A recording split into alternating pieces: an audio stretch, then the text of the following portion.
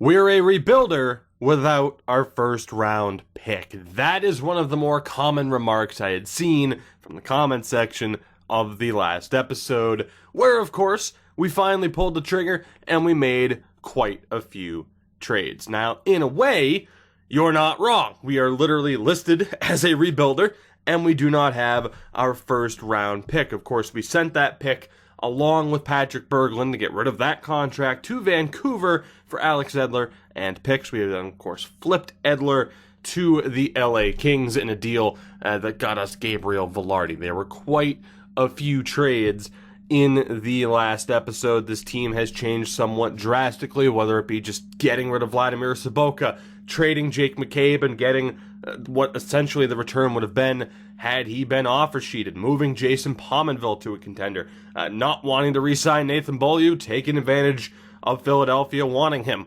for whatever reason.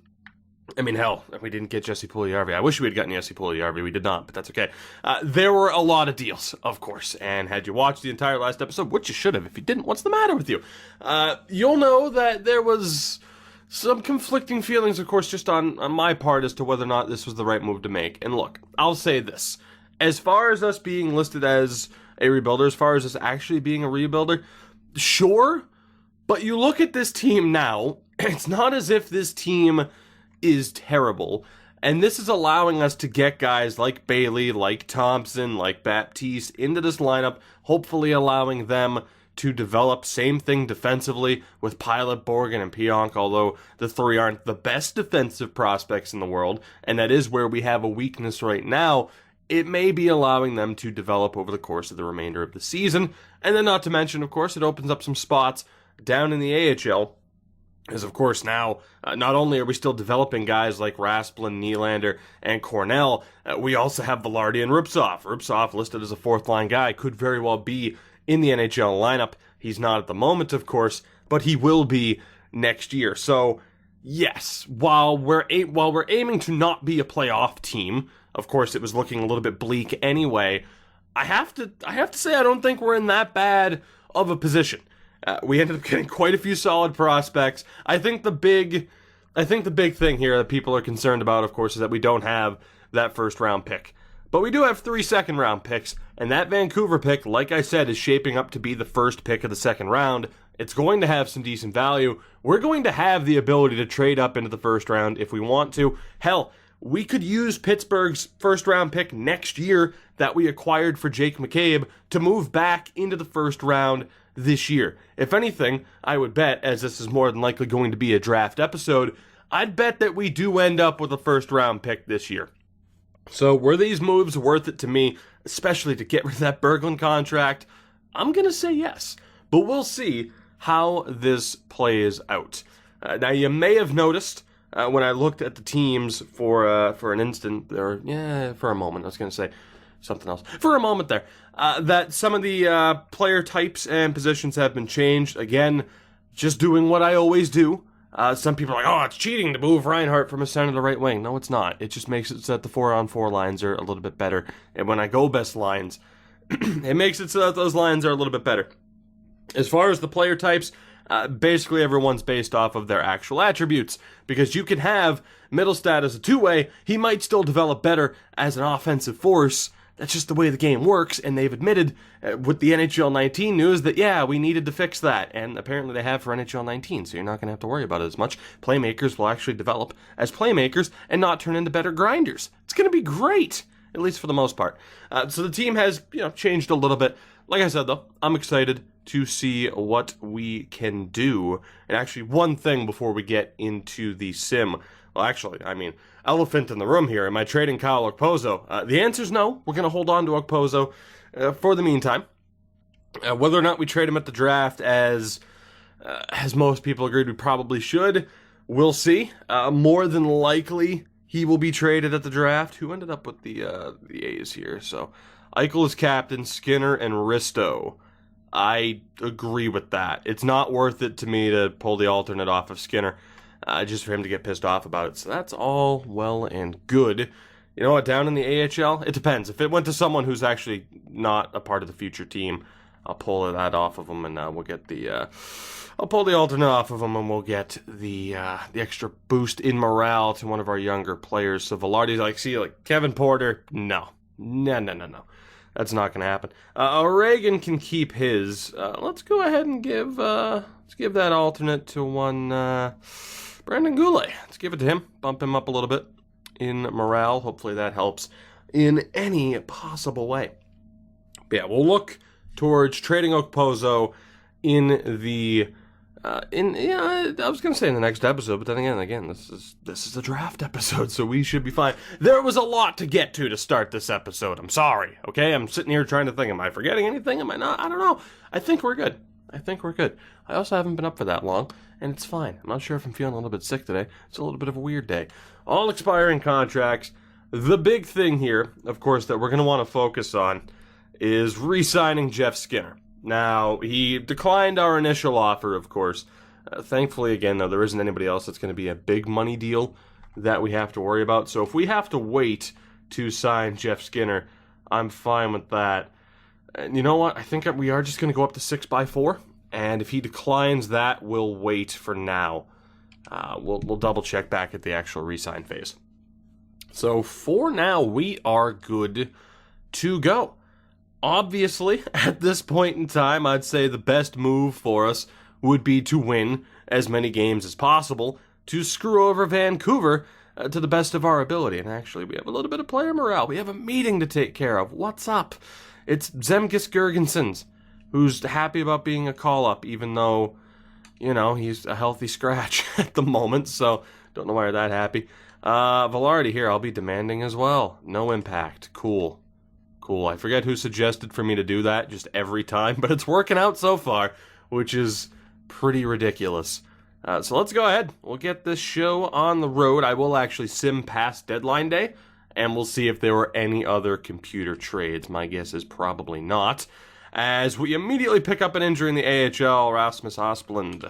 We'll just have the assistant coach replace the player. Thankfully, Goulet didn't get injured. And Jeff Skinner has accepted. Perfect. So 6x4 for Jeff Skinner. I am more than all right with that. You could argue the price is a little bit high. I can't imagine we would have been able to sign him for under 5, even if we were on a team where he wanted to re-sign and we used the 85% trick. Don't think it would have worked. That's a pretty good deal, especially considering I believe he still is our leading scorer, unless it changed. But he still was. He still was. So I am more than all right with that. Over point a game still at this point in time. That's a solid deal for us. That is a solid deal. And then other guys like Baptiste, we'll see what happens there. No other trades, so the Sobotka deal to Carolina goes down as the last trade. We're good to sim now. To the end of this season, we'll see how it goes. There is an outside chance of a miracle that we make the playoffs. I wouldn't expect that to happen. But as I said, I still don't think our team is that bad. We do lose to Washington 3-2, no surprise. That's their 40th win of the season. So let's sim midway through the month of March, shall we? And losing to Ottawa isn't going to help. Okay, we might end up being pretty bad here.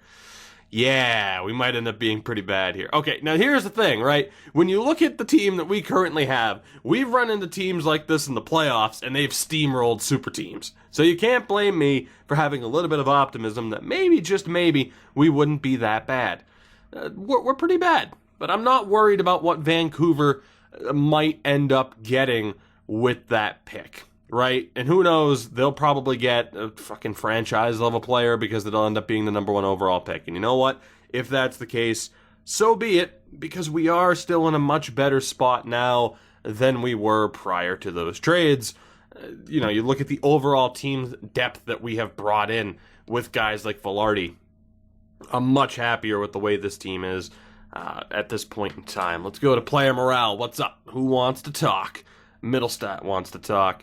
Team performance is really a non-issue. I'm happy with it. See? If Casey Middlestat likes how we're playing, then I like how we're playing.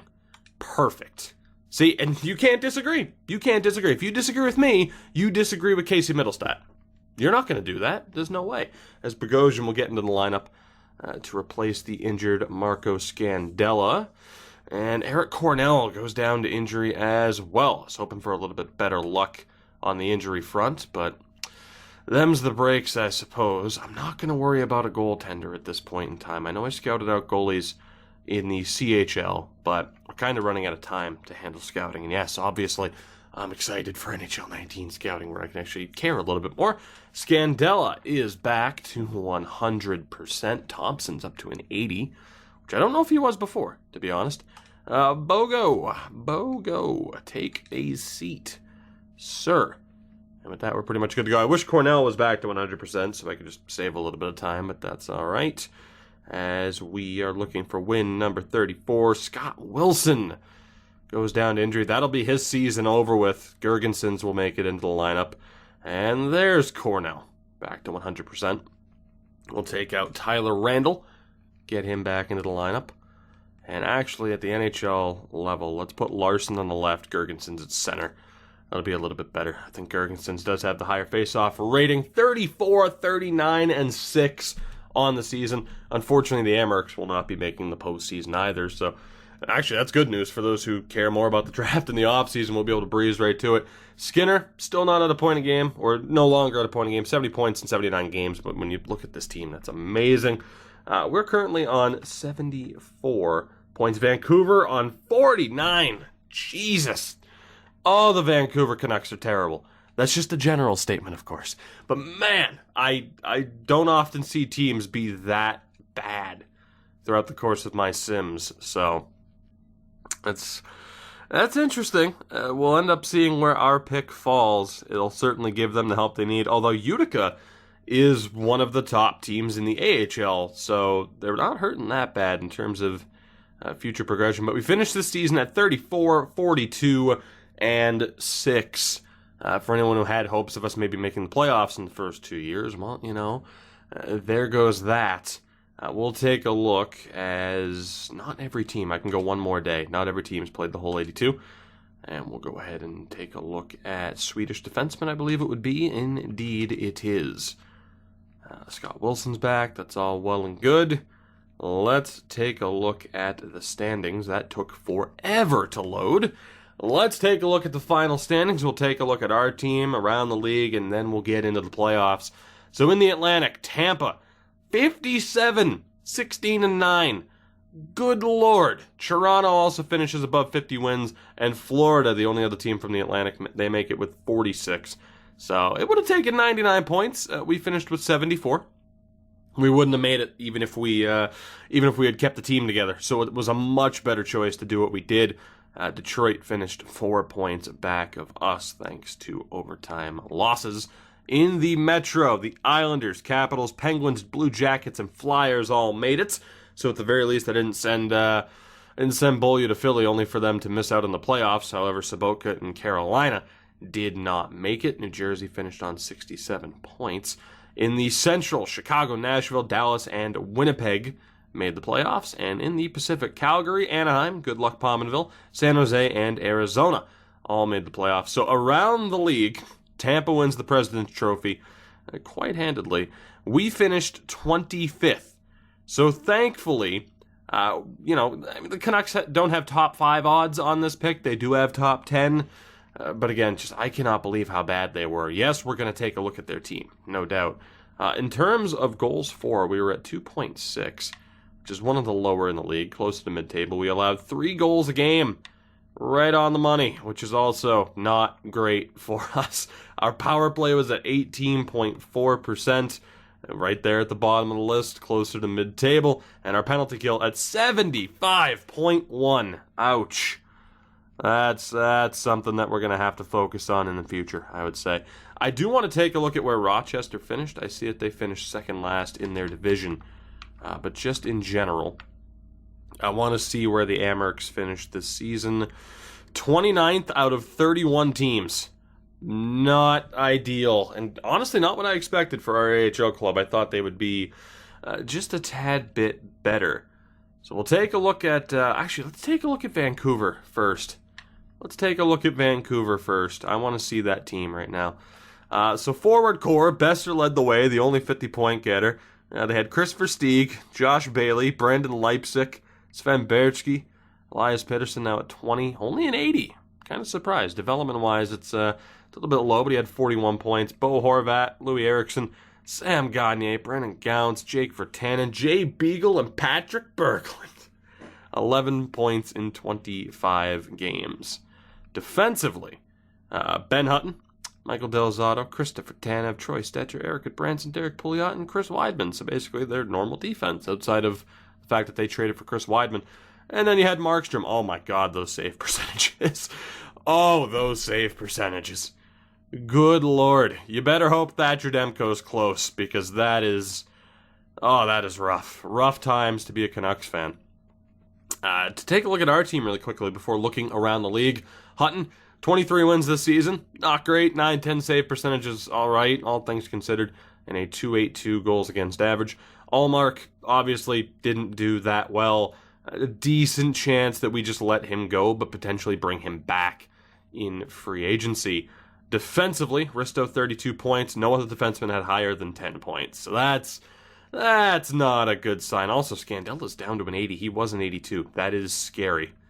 Is that due to morale from us missing the playoffs? I'm not entirely sure, but that is a scary thing to notice. Pionk didn't have a single point in 29 games.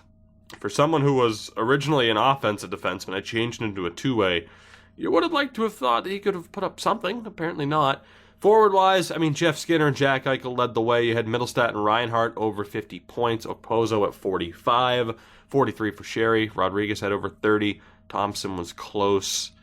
Not terrible. Obviously not great either.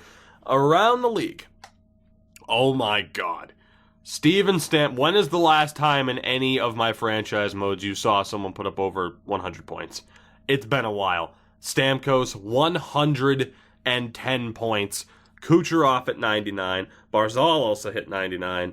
That is ridiculous. Sagan and McDavid, all over 90. The top 5 in scoring this season. Ridiculous. Anders Lee was up there as well. He and Barzal must be killing it like Lee used to with John Tavares. God damn. That is, hey, Jeff Skinner did pretty well then, all things considered. 2 players broke the 50-goal mark, Stamkos and Ovechkin. Plus-minus-wise, it has to be Stamkos. Just a look, but of course, it's Stamkos. Penalty minute king for the hell of it, Kyle Clifford and Lucic, both over 90. Absolute goons, and your favorite and mine, 71. What a way to go. I need to see for Stamkos. Power play points, 32. 32 points on the power play, 16 goals. That is ridiculous as far as what he was able to do. Absolutely ridiculous. Face-off wins went to Taves. I wouldn't be surprised to see him win the Selke. It might go to Jordan Stahl again. Probably. Typically how it goes. And I think we're pretty much good. Although we have to look at the fights. It's tradition. And it was Kyle Clifford. So there you go. Rookie scoring, of course, it'll be fixed for this season. Decent chance it goes to Henrik Borgstrom in Florida with 63. Tyson Jost, though, put up 60 points this year. So Middlestat, he will not win the Calder, but he had a pretty damn strong season. I'm not complaining. And someone mentioned that Liljegren had already developed into a monster. Case in point, some medium elites develop faster than others, because that's ridiculous. That is ridiculous. I wonder, am I allowed? Am I allowed? And actually, hold on, one more thing. I did want to check our AHL scoring, just for the hell of it. And it was CJ Smith again. Ogilvy also had over 50. I was wanting to check the progress reports for other teams. I honestly don't remember if I can. Gabriel Bork led the way down in the AHL in scoring. Let me take a look here. Because the progress report won't be finalized. Am I allowed to look at that for other teams? I genuinely cannot remember. It would be nice if that's the case. I'm pretty sure it's not. It's not allowed. I wish, because I'd love to see the progression of Liljegren. Because I'm pretty sure he started in the lower 70s. And he's already up to that. It's quite ridiculous. But that said, that is the end of season recap for season 2. Let's go ahead and get confirmation on what the playoff bracket is going to look like. We'll sim through. And as mentioned, we will get to the draft in this episode. Let's see what we're dealing with here. I of course, could have looked from the main menu, but you know how the thing just loves to switch like crazy. So in the West, it's Nashville, Dallas, Chicago, Winnipeg, Anaheim, San Jose, Calgary, Arizona. In the East, Shocker. Washington, Pittsburgh, the Islanders and Blue Jackets, Maple Leafs, Panthers, Lightning, and Flyers. Those are the playoff matchups in round one. We'll see who ends up winning it. Tampa, by far the favorites. Will that mean anything? Normally it does not. Very rare in both this game and real life to see the President's Trophy winners take home the whole damn thing. We'll see what happens this year. Oh, good. Matt Hunwick's back just in time to not play. Thank you. I'm so glad. I'm so glad. Let's go ahead and go to Liga for 2 weeks. See if we can find ourselves any Finns to add to this roster. And I'm intrigued to see how this all plays out. It would have been nice for the Amherst to make the playoffs, but as mentioned, despite neither team making the playoffs, I still have a bit of optimism. I have a lot of optimism towards this team. I really don't feel as though we're in that bad of a spot, and maybe that optimism will come back to haunt me. But for the moment, I feel pretty damn good. But we'll have to see what happens here. Like I said, whether or not it makes sense for us to trade back up into the first round, I really do suppose it's more dependent on what this draft class ends up looking like. Just how weak will the year 2 draft class be? Of course, there are going to be some more familiar faces, players that were either in the game already or that we added to the game to bolster up this draft class. So we know that there'll be some half-decent players. It's just how crazy is the game going to be? How crazy is the draft class going to be on computer-generated players as the Pittsburgh Penguins have won the Stanley Cup? The Penguins take it. Jake McCabe. Boy, I wish I could have said, yeah, and if you guys win the Cup, we get another first-round pick. Wouldn't that be nice to have conditional picks? For that reason, as the Penguins go on to win the Stanley Cup, Jake McCabe, the happiest person on the face of the earth to have left this team, he ends up winning the Cup. Thankfully, of course, though, we have their first-round pick next year, but that's also a little bit scary, as Pittsburgh ended up beating Tampa in the conference final in 7, and then beating Arizona in 7. The Arizona Coyotes made it to the Stanley Cup final. They ended up going through 3 Game 7s. They lost the final one, though, so a hell of a road to the Cup final there. And the Cleveland Monsters ended up winning the Calder Cup over the Laval Rocket. So the Penguins are champions. I'm going to take a look at their roster and at Arizona's quickly, just to see what the Coyotes were looking like. So forward-wise, Derek Stepan, Perlini at an 84, Keller at an 87. I mean, they're not drastically different from what they start off with. Really, they're not different at all, aside from certain player developments. I'm shocked, but not really. See, if that team can make the playoffs, who's to say we're that far away? Granted, they clearly have a better roster than we do right now, particularly on defense. They were close. Ranta, oh my God, went up to an 88. Of course, I did not make him an 88, but every once in a while you get those starters that end up making just ridiculous developments. He was one of them. He was 1 win shy of a Stanley Cup, and we'll take a look at the Penguins roster. Matt Murray, 928 save percentage en route to the final. Defensively, Letang, Schultz, Mata, Jack Johnson, Brian DeMoulin, and Jake McCabe played every single game, didn't get a single point, but he gets a ring. So congrats, Jake. I'm happy for you. I mean, I wasn't going to be able to afford you anyway. Definitely wouldn't be able to now if you hit the open market. Although it is going to be kind of funny to me if he ends up hitting the open market as an RFA, though, at the very least. So that is the Pittsburgh team that ended up winning the Stanley Cup. Let's take a look at the awards. Of course, Toronto won it in year 1. The Art Ross shockingly goes to Steven Stamkos, as does the Hart.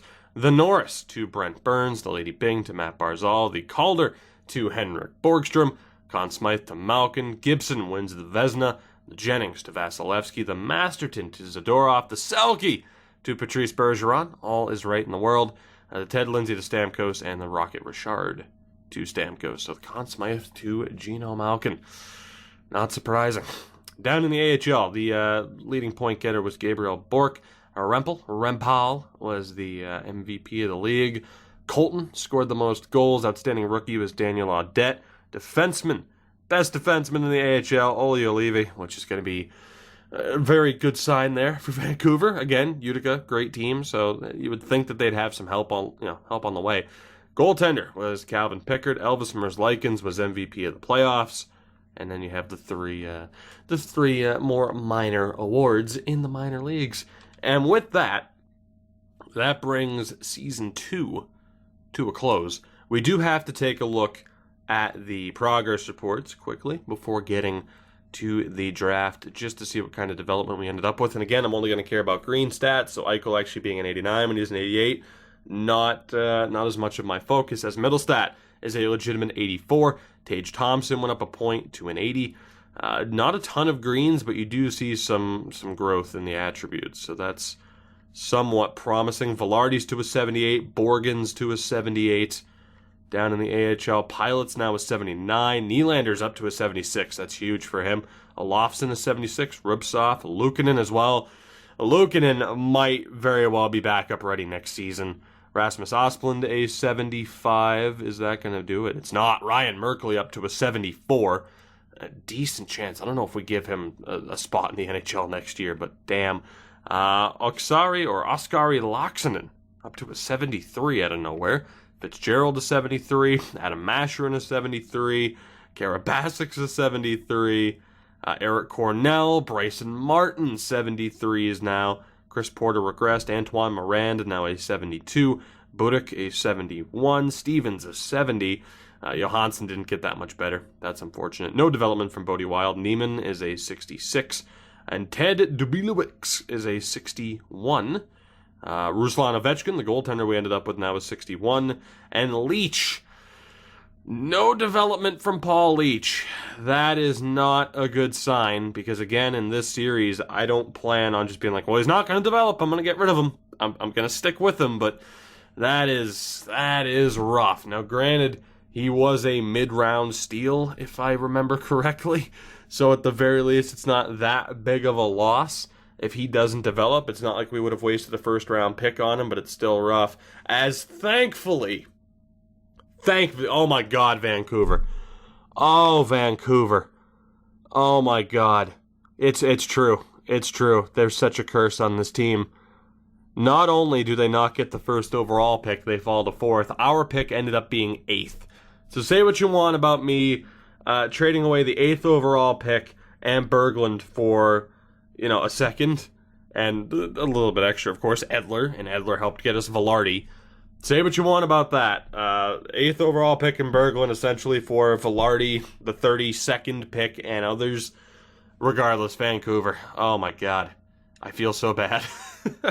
I feel so bad. It's like, how do you possibly lose the lottery to that extent? Like, they lost the lottery. That is brutal. So brutal. As far as retirements, Cullen, Shamara, Rutu, Chris Kelly, Kevin Bieksa, David Booth, Andy Green, and others call it a day.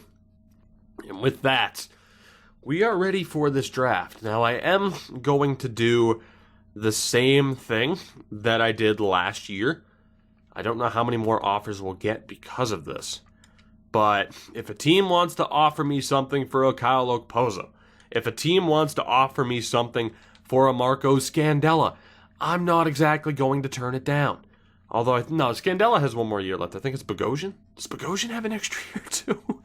I certainly hope not. But if teams want to send me half-decent options, I am more than willing to listen. But I can't get over how bad the Canucks just lost out. The lottery, man. The lottery. Like I said, knowing that we would have had the 8th pick, I'm still okay with the move that we made to free up cap space. It's going to help re-sign a lot of these guys we have to re-sign.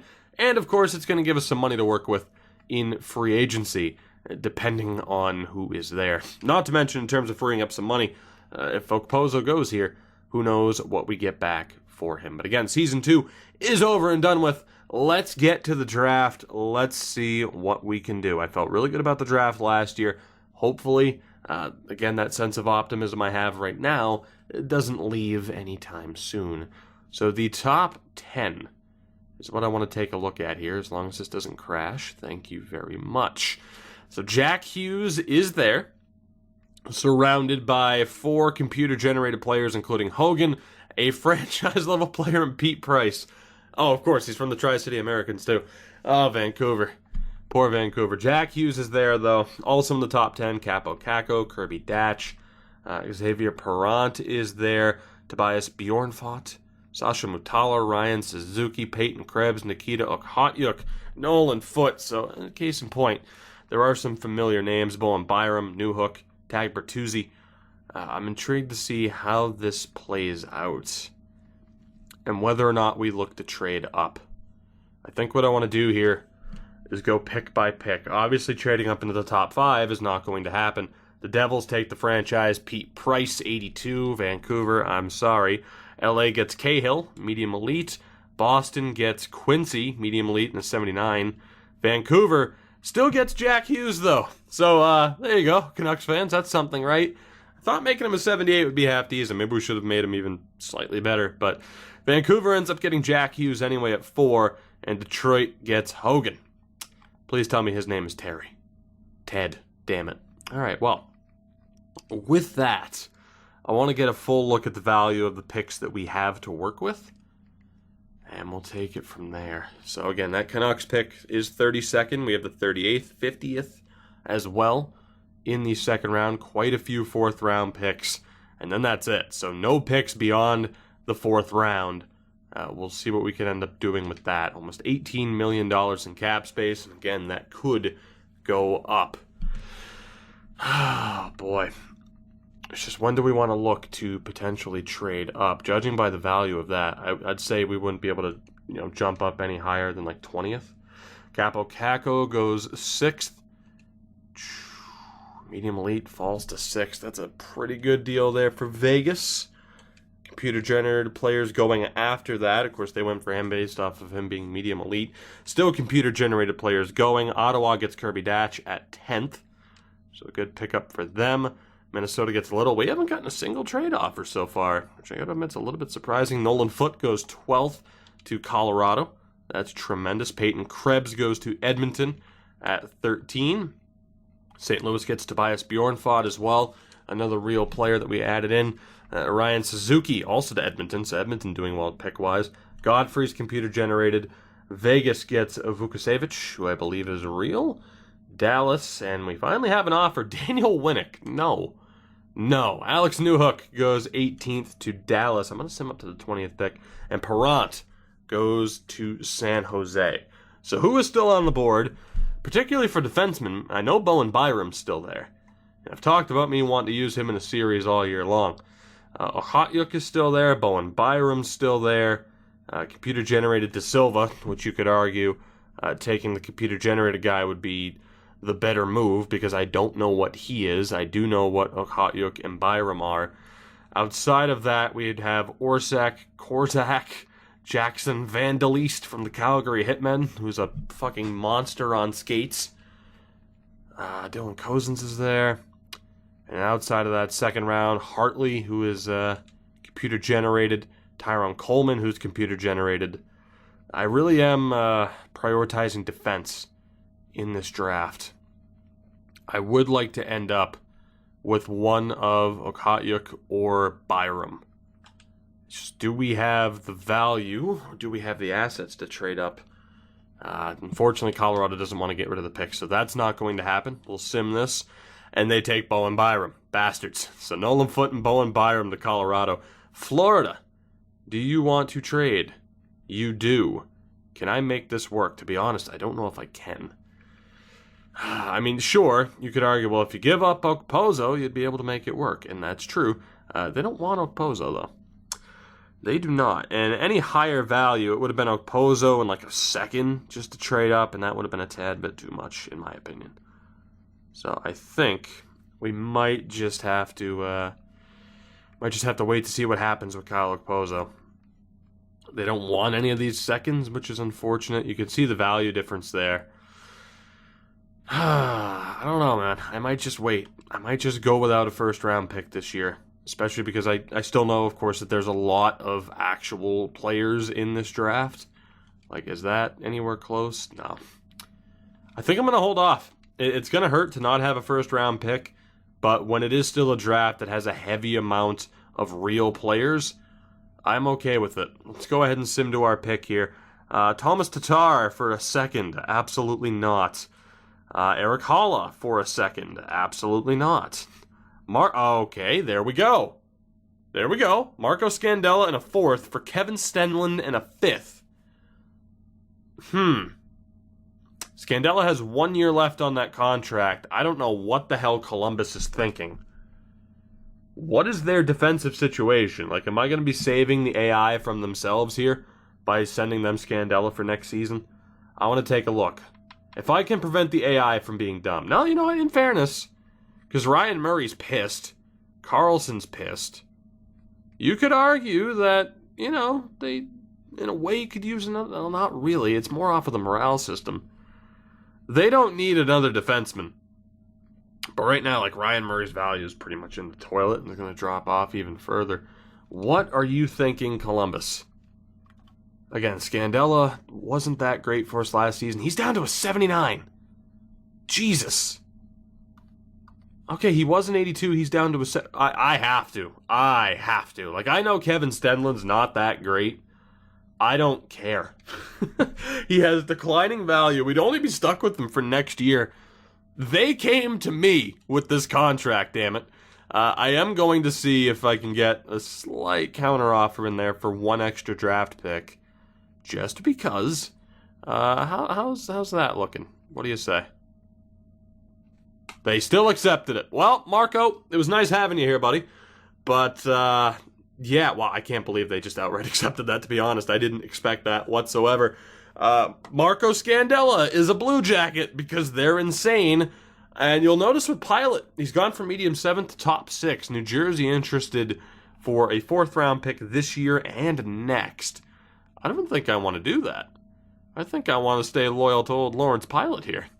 He's 23. The potential's gone up. I'm going to stay loyal.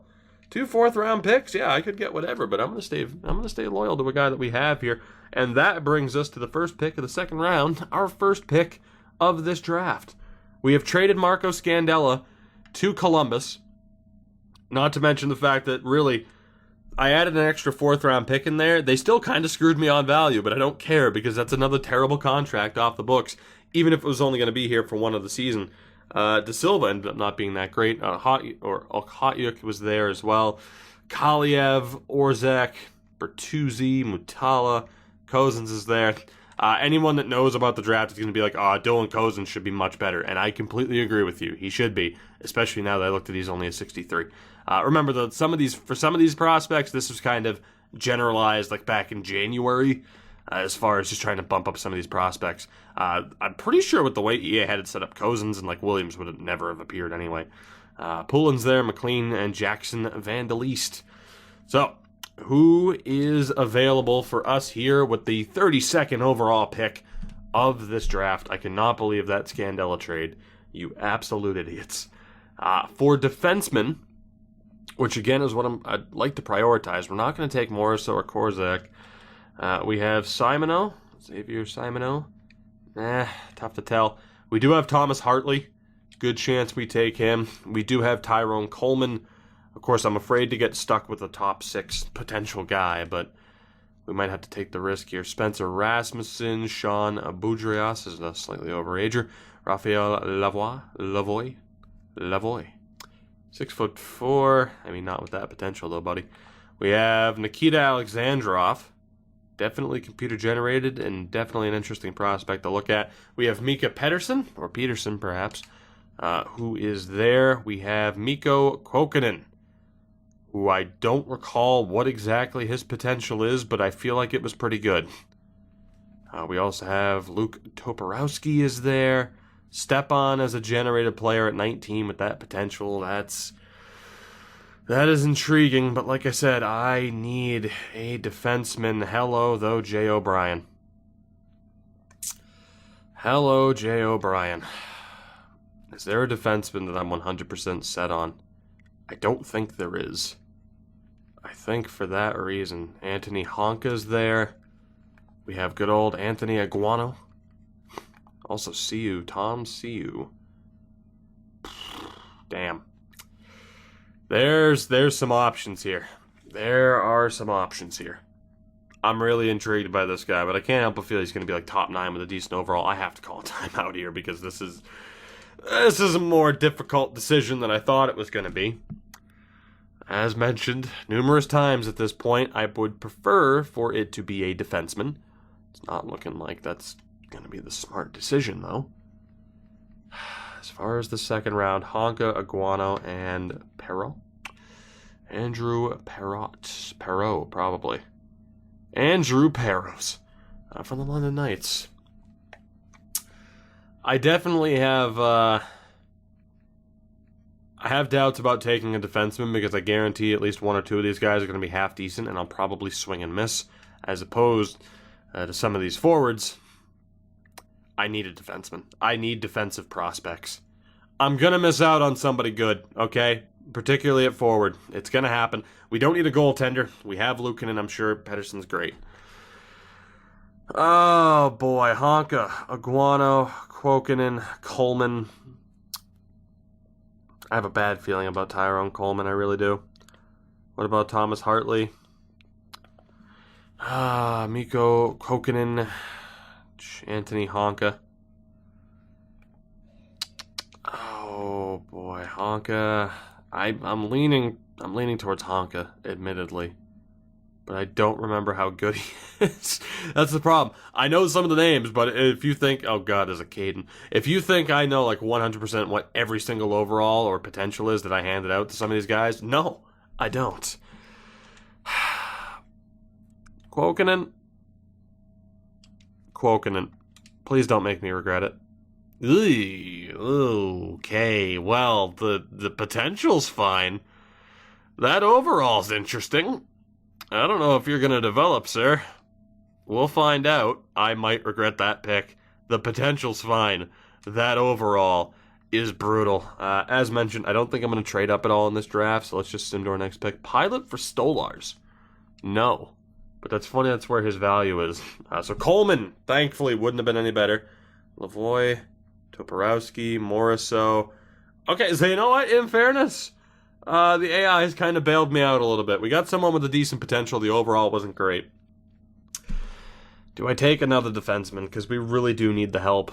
Or do I go for one of these forwards, especially with guys like Alexandrov or O'Brien on the board? Defensively, who else is there? So we have Harley, Honka, and Iguano. And then later on, it's a fucking crapshoot as far as who's there that's half decent. Oh, forwards. The best options. Let's find them. Let's find out who they are. Let's find them. Alexandrov's still there. Mika Pettersson, we're going to take you off of the list. Simoneau. O'Brien, obviously, is a guarantee, but he could be low top six, which scares me. You have Stepan as well, who is interesting for a couple of reasons. Is that Danil Antropov? It is. Agostino, Honka. There's Siu as well. Good old Tom Siu. I'm just afraid about how far he could drop off, really. Graps, Gauthier, Samuel Pettini. This is a tough call, man. We got Mason Primo, Jamison Rees. I think we might go for the German. That's kind of a good sign to see a German at this stage of the draft that's computer generated. I'm gonna take the risk with Nikita Alexandrov. Yeah, I'm gonna take the risk with Alexandrov. Oh god, alright, well, I said it was a risk. Certainly not a steal. Steve Mason for a second. Get out of my kitchen. And it was Stepan. And I told you, I know, low 9 at 19. If he was 20, I would have taken him for sure. Keith Stepan was the pick to make there. I went with Alexandrov instead. And yeah, that's disappointing. That is disappointing. 73 overall, medium elite at 19. Delmas as a goalie looks pretty good. O'Brien did end up being low top 6, but a 67. You could argue that's better than what we ended up with. The goalie ended up being good too, but he's a 55. We're fine. And fucking Honka.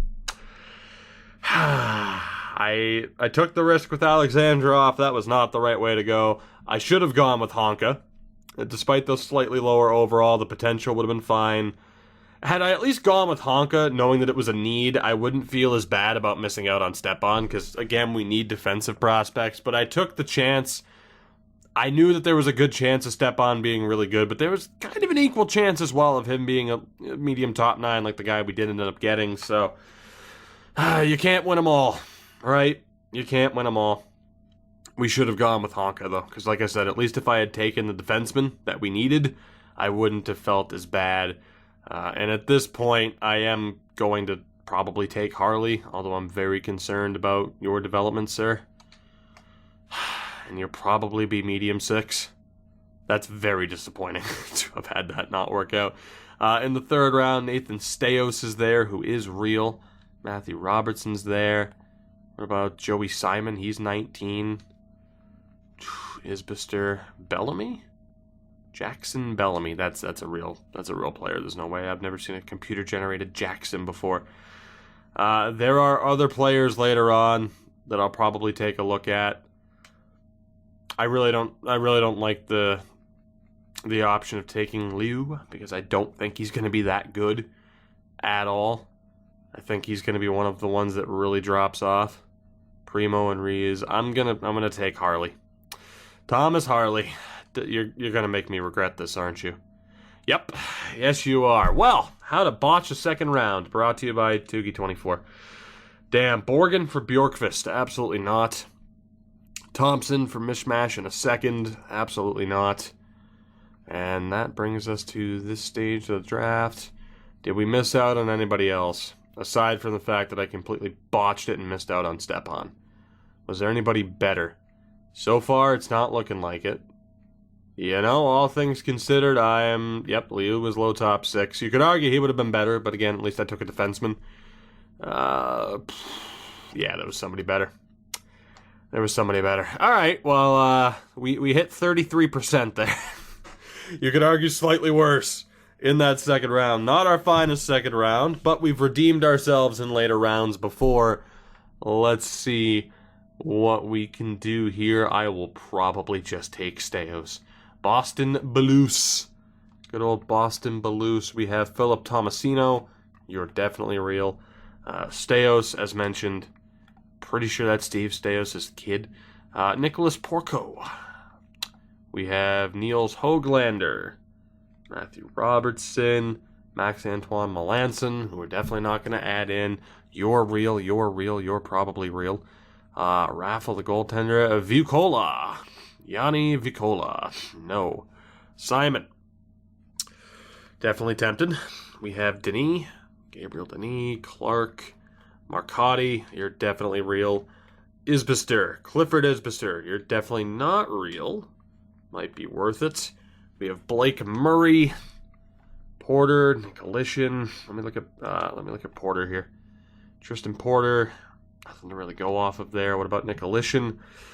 At 19, could be worth taking. We have Samuel Huo. We have Mark Lewinsky. Anybody else that I can really have some confidence in? Gordy Donaghy. Edward Wise.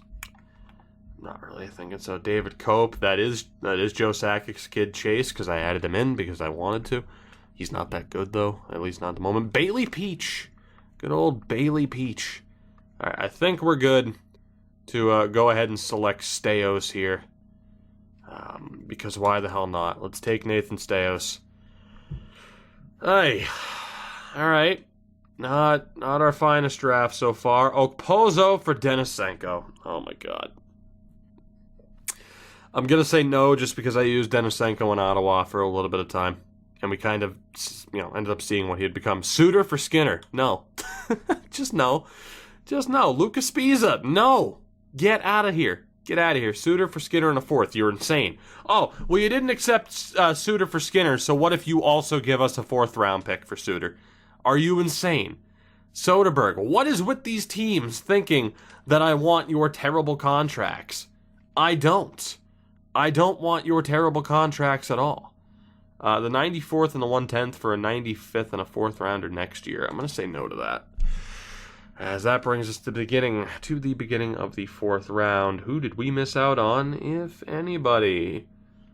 Simon! Oh boy, we're just great at throwing this away, aren't we? That is now 2 players in back-to-back rounds that I said would probably end up being half decent, especially at 19 years old, and I didn't take them. How to Botch a Draft in 10 Minutes by Dookie24. If I wasn't just botching this, we would have ended up with Simon and that 73 medium elite, and this would have gone down as one hell of a draft. Vukola was also half decent. Instead, I'm finding ways. Donaghy was low elite. Instead, I am just shooting myself in the foot. Nicolishin was also half decent. Let's see here, though. Again, we've turned it around late in drafts before. We better hope that I do so now, because I am botching this. I'm going to look for defensemen. Again, I don't really care about goaltenders right now. Granted, there might be somebody good here, but tough to say. You two are definitely real. What about Bacchus? 19? Nicolishin's 19, or Nichushkin's 19, excuse me. Yeah, I don't think we're going to do that. Let me take a look here.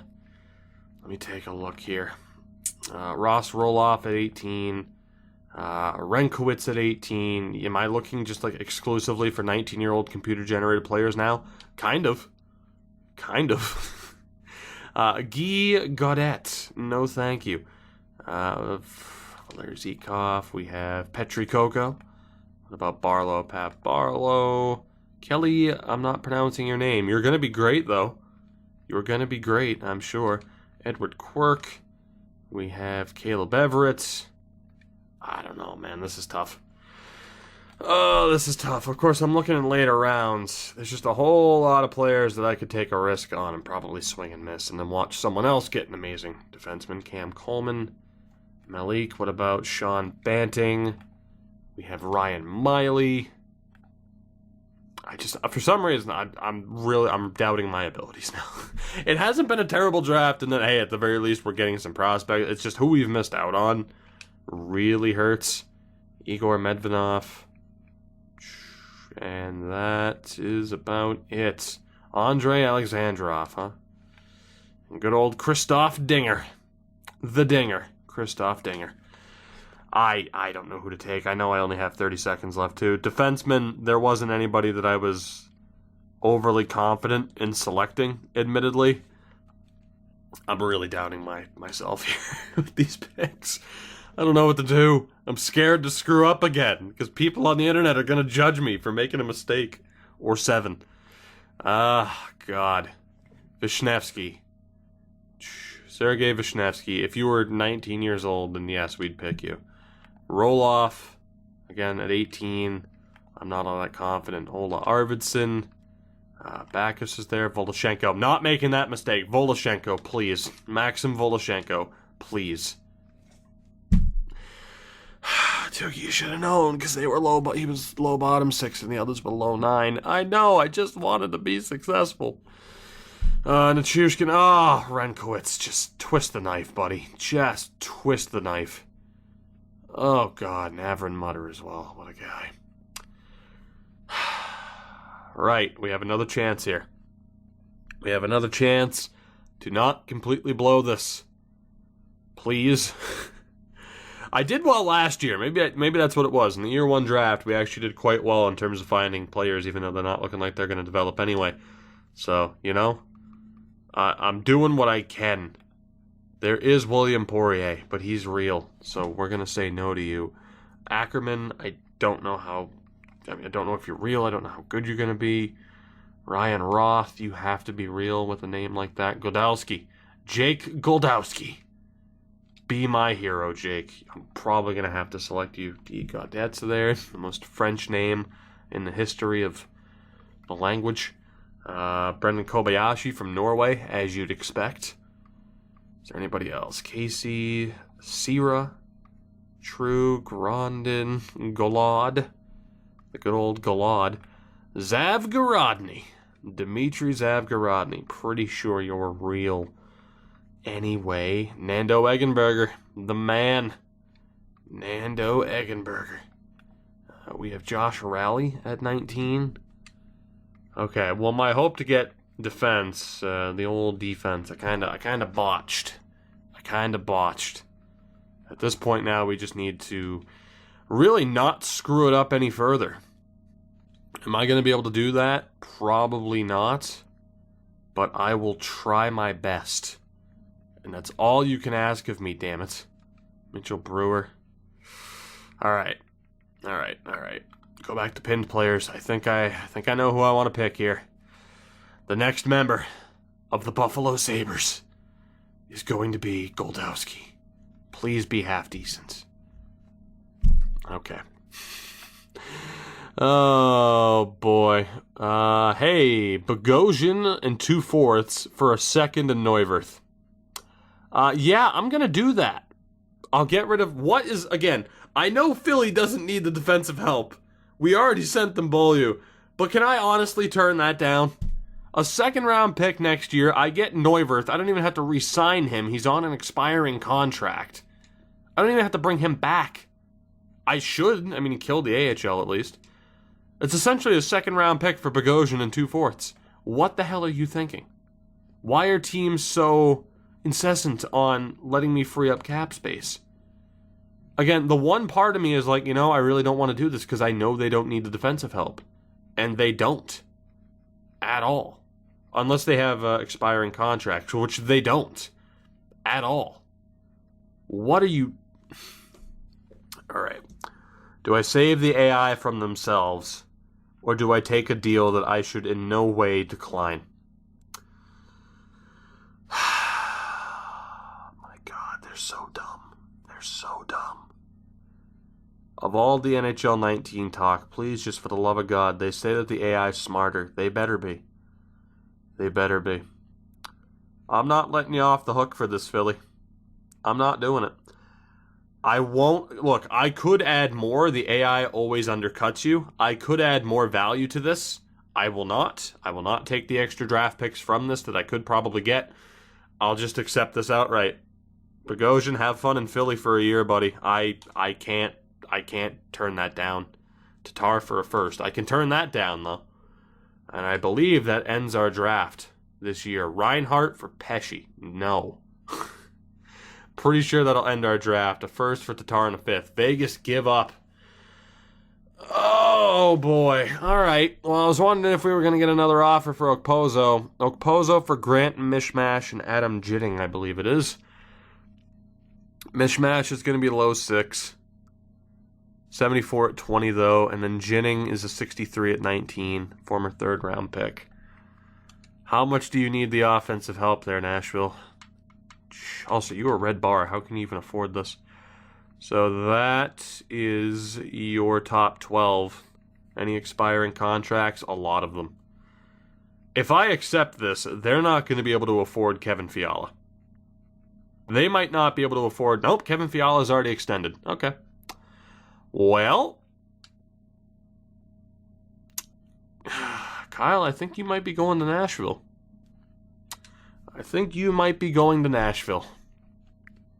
Because they can afford it, apparently. Can I get a third-round pick next year?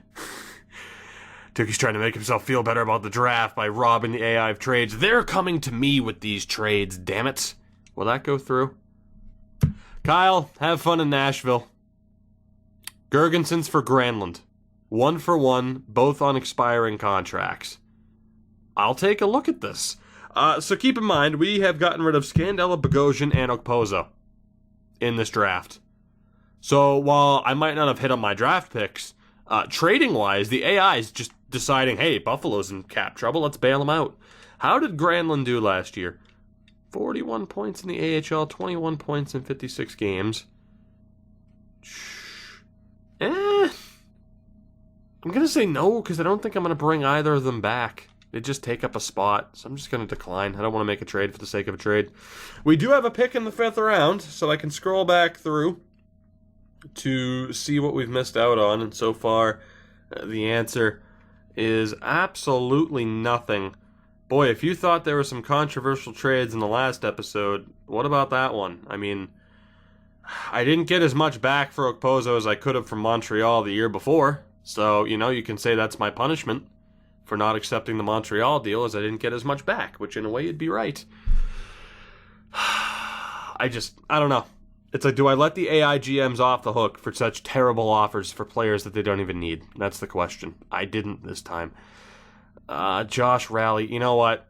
No, I'm just going to see if I can get lucky with a defenseman, because again, that's what we need. Mishmash. I mean, we added Jennings. Mishmash is just another forward added to the group. So we had Coco was 18, Barlow was 17, Everett was 19 though. Caleb Everett, I'm intrigued by that. Kelly Mui is there as well. Brewer's 18, Hedstrom's 18, Cam Coleman is 19. I don't know if I trust high 7th though.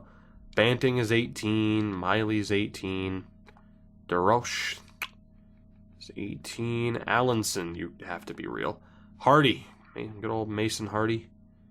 I think we're good with one of these top guys, although Medvedev was there. Igor Medvedev. Might be worth taking a look at as well.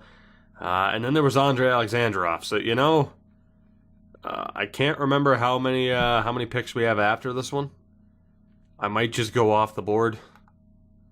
Let's see. For pinned players out of these defensemen, it comes down to Everett or good old Kelly, and I'm going to go for Everett. Caleb Everett. Break my heart, would you? Break my heart. Yep, you did. Okay, well, there goes that. There goes that.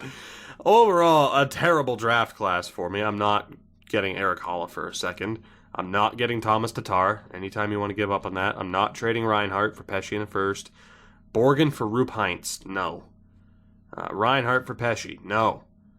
No. Pionk for Dickinson. I'm going to say no, but yeah, I'm going to say no. Pionk disappointed once we acquired him, but still, it's okay. A second round for Holla. Leave me alone. Leave me alone with these repeat offers. Why are the AIs so dumb? And why isn't there an offer just to say, hey, don't send me this offer again, I'm not interested in the player? Wouldn't that be nice? As the draft is over, not the best draft class we've ever picked up. In fact, that might be the worst draft class I have had throughout the entirety of NHL 18. I can admit that. What did go down, though, were quite a few trades that freed up a boatload of money that I didn't want to take necessarily, but holy shit. I almost couldn't turn it down. We get Mishmash, Jennings in a third for Kyle Okposo, which again, we didn't get as much back as we could have from Montreal with Evans in a first, so, you could say we screwed ourselves out of that, or I screwed myself out of that, and that's true. But we send Okposo to Nashville. We send Bogosian and 2/4 to Philly for Neuwirth and a second, and I might even let go of Neuwirth and just take the second. So it was essentially Bogosian and 2/4 for a second. That's way too good of a deal to turn down. And then Stenlin, a 5th and a 4th for Scandella and a 4th. Couldn't turn that down either. We get rid of Scandella, Bogosian, and Okposo. How will people feel about those moves? I don't know. But at the very least, you can blame the horrible AI GMs for tempting me. Jeremy Waugh in a second, also to the Rangers for Chris Kreider, so Kreider's a Shark. Nyquist in a 4th went to Minnesota for a 1st, and those are the only other 2 trades from the draft. So what we are going to do is this episode ended up being much longer than I would have thought. We are going to call it here. Next episode, we will get this team set up for Season 3. Of course, just looking at what this team looks like now, we don't know what the free agent class is going to look like. We have an ungodly amount of cap space. $30 million in cap space. I imagine we'll still head to free agency with about $20 million. As again, we have to decide what we want to do with our backup goaltending situation. Wedgwood will be let go of. Pionk needs to be re-signed. Obviously, defensively, we're looking a little bit rough, but we can fix that situation rather quickly. And then forward-wise, again, we have a little bit to tend to. A lot of players are upset about some of the moves that we made, but I don't really care. Again, I like where the team is at the moment. You see the potentials that we have at forward. Defense, a little bit weaker, and Kuokanen's development, who the hell knows? We still have some work to do. we still have some work to do. But at the very least, we've shed quite a bit of cap. What we end up doing with that, we'll see in terms of free agency. Obviously, I wish I didn't botch the draft to the extent that I did, but that happens from time to time. You can't walk away with a Frederick McDonough in every draft. So thank you guys for watching. You know the deal. Support the video, support the channel, support me. Because for some reason you apparently like what I do still, and it's been almost 3 years and I still don't understand why. Anyway, thank you. I love you. And I'll see you next time. Goodbye.